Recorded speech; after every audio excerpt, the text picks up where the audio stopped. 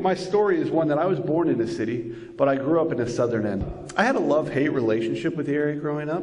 I hated most of what Lancaster was, and when I was in ninth grade, the church that I had grown up in, and the only thing that seemed to be making sense in my life fell apart. And what everybody does is they just try to graft into a church that feels as comfortable as they did in their prior church. And so we did. We grafted into a church in my younger teen days, and I never felt at home. I felt disillusioned with what church was. I felt abandoned by this new church and marginalized by this new church. And it actually led me to stay outside of the church for 6 years.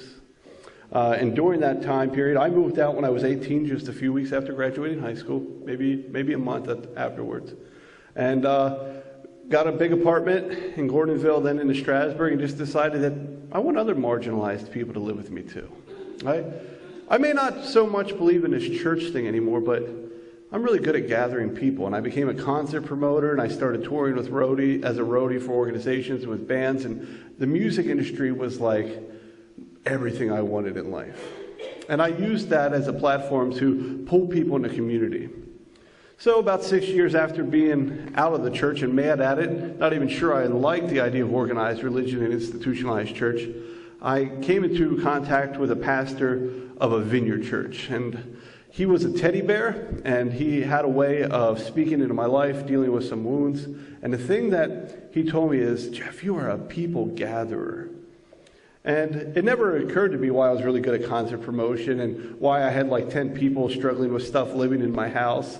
And why, my wife wants to do something, and I'm like, we need to have like 20 people with us. Like, yeah, woo. So I realized that I am a people gatherer. And so we experimented with this in Southern California, where she's from, with a missional community experiment out there. When we came back, being a people gatherer, the thing I realized that I need to do is try to do that in the South Side. So we moved into Beaver Street, which, if you know, Lancaster City is considered one of the worst neighborhoods. And so I just did what I do. I get people together, and I decided to make a fire pit one night, big enough that you could see it like 3 blocks away.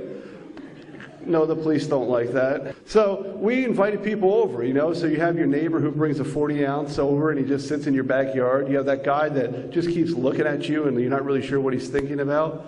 And we started just creating community that way as we moved into the city. We moved 1 block away, and after a couple of these gatherings, this lady actually came up to us, and she spoke no English. And so she had one of our other neighbors translate, and she said, your presence on this block alone made a difference. I'm sad you're moving. So I wish I had a whole bunch of stories like I did for East Peak, but let me tell you what we've done. We've come up with this name called the Community House, H-A-U-S. The best way to put it is, it's just my wife and I experimenting at being intentional and present with people. Before I took the job at East Pete, we actually sold our car just so that I had to force myself to walk by people's porches and get to know them. Again, somebody drew that I use the word intentional a lot. I do. I think we have to be intentional about being present and be intentionally creative about how we're being present. And one of the questions we ask ourselves right now is, what does it mean for us to be intentionally creative about where we're present when the city is on fire? And if you're watching news right now, you know this. Lancaster City is struggling with an outbreak of violence, especially over the holiday time. And just a few weeks ago, around 11:30 at night, I'm getting ready to go to bed, and I hear a whole bunch of screaming and pounding. And I look outside, and I see 8 people engaged into a fight. There's 4 people taking one guy down. There's a baseball bat-looking thing getting cracked over someone's head. It's in the middle of the street. Cars are dancing around Prince Street trying to get away from them.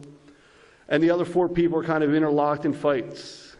So I step on the porch, I'm barely even dressed with my pit bull, and I'm like, what do I do?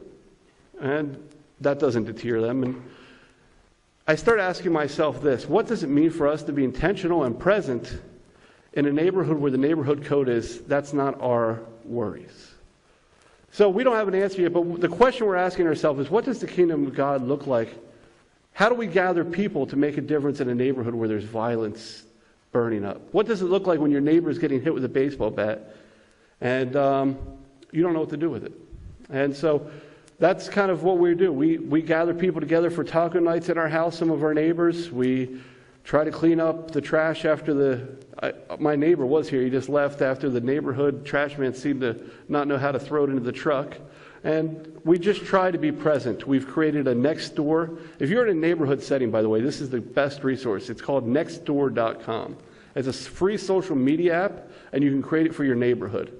And you get to send out 100 postcards to invite your neighborhoods to join it.